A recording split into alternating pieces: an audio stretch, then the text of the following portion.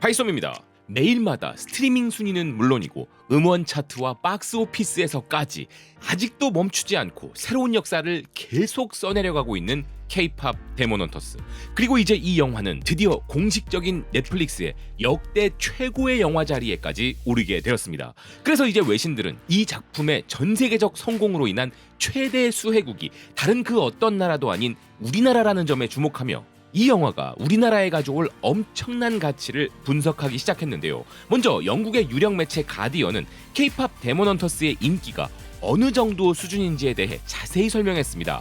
사악한 세력과 비밀리에 싸우는 노래하는 10대들의 이야기를 담은 이 영화는 역사상 가장 많이 시청된 넷플릭스 영화에 등극하면서 올여름 최고의 히트작이라는 지위를 더욱 확고히 했다는 기사는 이 영화가 현재까지 2억 3,600만 조회수를 돌파하며 모든 장르의 넷플릭스 영화들을 통틀어 역대 최고 기록을 달성했다는 것이었는데요. 그래서 심지어 이 영화는 애니메이션이라는 장르 자체가 힘을 잃어가고 있다는 우려마저 불식시키는 엄청난 위력을 발휘했다는 것이었습니다. 게다가 올여름 디즈니와 유니버셜과 같은 유명 영화 스튜디오들은 모두 어려움을 겪고 있는 상황인데 K-팝 데몬 헌터스는 독보적인 위치에 서게 되었다는 것이었는데요.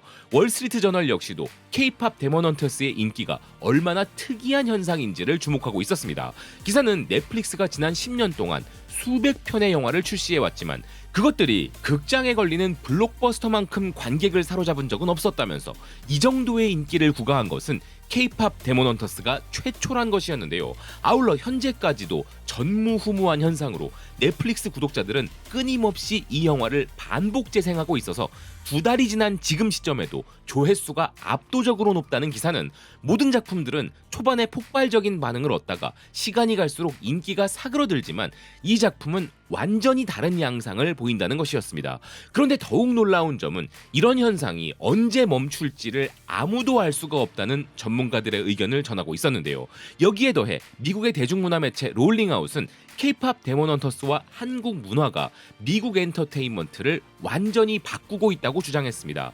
기사는 스트리밍 전쟁에 새로운 챔피언이 나타났다면서 이 작품은 중독성 강한 K-팝 비트와 초자연적 스토리라인으로 승리를 향해 나아가고 있는데 이는 애니메이션 콘텐츠와 세계적인 음악 장르인 K-팝이 만나면 전 세계 관객을 사로잡는 전례 없는 수준의 위력이 발생한다는 것을 보여주었다고 이야기했는데요. 그러면서 K-팝 데몬 헌터스의 성공은 전 세계 관객들의 엔터테인먼트 소비 방식에 근본적인 변화가 일어났음을 보여주고 있다는 기사는 이제 한국 대중문화의 매력을 느끼는 것은 전 세계 보편적인 것임이 드러났다는 것이었습니다. 그리고 산업적 기준으로도 한국 대중문화에는 더 큰 잠재력이 있다는 사실이 이 영화를 통해 드러났다는 것이었는데요. 즉 K-팝 데몬 헌터스의 성공은 한국 대중문화의 보편적 인기를 반영하며 그것을 기반으로 성공한 K-팝 데몬 헌터스라는 모델은 글로벌 엔터테인먼트 산업에도 큰 영향을 끼치게 된다는 것입니다. 그래서 포브스는 심지어 K-팝 데몬 헌터스가 오징어 게임의 아성에도 도전할 가능성이 있다고 분석했는데요. 기사는 K-팝 데몬 헌터스가 단순히 성공했다고만 말하는 것은 이 작품의 성공을 과소평가하는 것이라면서 하루가 멀다 하고 계속 새로운 기록을 갱신하는 이런 현상은 넷플릭스 오리지널 작품들에서는 드물게 나타나는 성과란 것이었습니다. 게다가 이 영화는 초반에 구글 트렌드 점수가 고작 1점에 불과했는데 지금은 이런 화제작이 되었다는 것이었는데요. 그러면서 기사는 이 영화를 넷플릭스의 최고 흥행 시리즈물인 오징어 게임과 비교하였습니다. 구글 트렌드 점수를 기준으로 오징어 게임은 공개 한 달 뒤인 2021년 9월에 91점을 받으며 최고점을 찍었다는 기사는 반면 K-팝 데몬 헌터스는 이제 막 24점을 찍은 상태인데 이건 점수로만 보면 뒤처진 것처럼 보이지만 사실 시간은 K-팝 데몬 헌터스의 편이라고 이야기했는데요. 오징어 게임은 이제 막을 내렸지만 K-팝 데몬 헌터스는 이제 막 시작일 뿐이기에 결국 오징어 게임을 넘어 최고의 자리를 차지할 가능성은 K-팝 데몬 헌터스에게 있다는 것이었습니다. 물론 영화와 시리즈물이라는 점에서 차이가 있기도 하고 아직까지 직접적인 비교는 하기 힘들지만 화제성 면에서 이제 막 오름세를 보이는 K-팝 데몬 헌터스이기에 속편에 이어 시리즈물로도 이어지게 된다면 역대 최고의 작품 자리는 K-팝 데몬 헌터스가 차지하게 될 것이라는 분석인 것이죠. 그런데 이런 것은 넷플릭스와 스트리밍 업계에서 작품의 인기와 영향력을 기준으로 분석한 관점인 것이고, 이 작품을 우리나라의 문화 홍보 관점으로 보면 완전히 다른 해석을 내놓을 수 있는데요. 이 작품들이 얼마나 우리나라 문화를 전 세계에 전파했느냐를 따져보면 적어도 이 부분에서는 K-팝 데몬헌터스가 이미 오징어 게임을 넘어섰다는 것입니다. 이런 주장을 한 매체는 멕시코의 일간지 크로니카였는데요. 이 기사 내용에는 상당히 공감되는 부분이 많았습니다. 기사는 넷플릭스는 전 세계에서 가장 많은 K-드라마를 제작하고 수출하며 스트리밍하는 대기업이라는 타이틀을 거머쥐었지만, 넷플릭스의 활약은 여기에서 끝나지 않으며 한국 콘텐츠의 영향력과 다양성을 이해하는 넷플릭스는 한국의 예능과 리얼리티쇼, 다큐멘터리와 콘서트, 그리고 영화까지 제작하고 있다는 것이었는데요. 한편 현재까지는 이 플랫폼과 한류의 가장 큰 연결고리가 오징어 게임이었는데, 이 작품은 스토리 자체가 가진 보편성 덕분에 한국 문화와 상관없이 전 세계를 사로잡은 것이었다는 기사는, 반면 K-팝 데몬헌터스는 이와는 다르다고 이야기했습니다. K-팝 데몬헌터스는 한국 문화를 잘 모르는 시청자들에게도 보편적 메시지를 전달하는 것에 앞서 한국 전통 음식이나 사우나와 같은 한국 문화를 자연스럽게 소개할 뿐만 아니라 서울의 현대적 동네를 산책하는 모습도 보여주면서 한국의 일상적인 모습에 익숙해지도록 한다는 점에서 이 작품은 오징어 게임보다 한국 문화를 더 많이 알리고 있다 이야기했는데요. 이 부분은 타임지와 대중문화 매체 무비웹, 그리고 홍콩의 사우스차이나 모닝포스트까지 모두 주목하고 있는 부분이었습니다. 한국의 설화와 전통적인 문화들은 물론 굿과 무당이라는 무속신앙적 요소들 및 최신의 현대문화에 이르기까지 이 작품처럼 K컬처를 한눈에 보여주는 작품은 없었다고 이 매체들은 모두 한 목소리로 이야기하고 있었는데요. 그런데 여기에 전 세계 최고의 인기 장르인 K-팝까지 가미하여 전 세계에 퍼뜨렸으니, 이 작품을 본 수많은 시청자들 중 그동안 한국 문화에 관심이 없었거나 아예 한국에 대해 전혀 몰랐던 사람들조차 이 영화를 통해 한국의 매력에 완전히 빠져들고 있다는 것입니다. 오징어 게임을 통해서는 우리가 한국이 드라마는 최고로 잘 만든다 라는 평가를 받으며 한국 대중문화의 우수성을 선보였다면, K-팝 데몬헌터스를 통해서는 한국 문화 자체가 세계적인 이야기다 라는 차원이 다른 평가를 받으며 한국 문화의 전 세계적 보편성이 확고해지고 있는 것인데요. 실제로 홍콩 매체 테틀러 아시아도 이런 부분을 주목하고 있었습니다.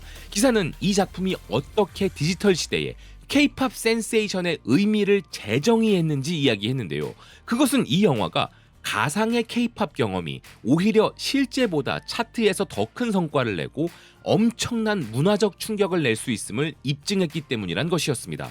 게다가 이 작품은 문화적 융합의 의미도 가지고 있다는 것이었는데요. 매기 강 감독은 단순한 문화 차용을 넘어 고도의 융합을 이뤄냈다는 기사는 샤머니즘, 민속 설화, 호작도, 갓 등 전통 한국 요소를 작품에 녹였고, 고대 무기와 역사적 왕국 무대 양식을 현대적으로 재해석했다는 점에 주목했습니다. 그리고 이 모든 것을 영어 대사와 글로벌 친화적 포맷에 담아냈기에 독특한 한국 문화 유산이 보편적 테마와 높은 제작 퀄리티를 만나면 전 세계에 울림을 전할 수 있음을 보여주었다는 것이었는데요.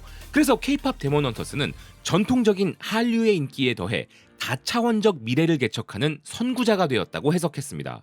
즉, 이 작품은 한류의 새로운 시대, 그 본격적인 개막을 알렸다는 것이죠.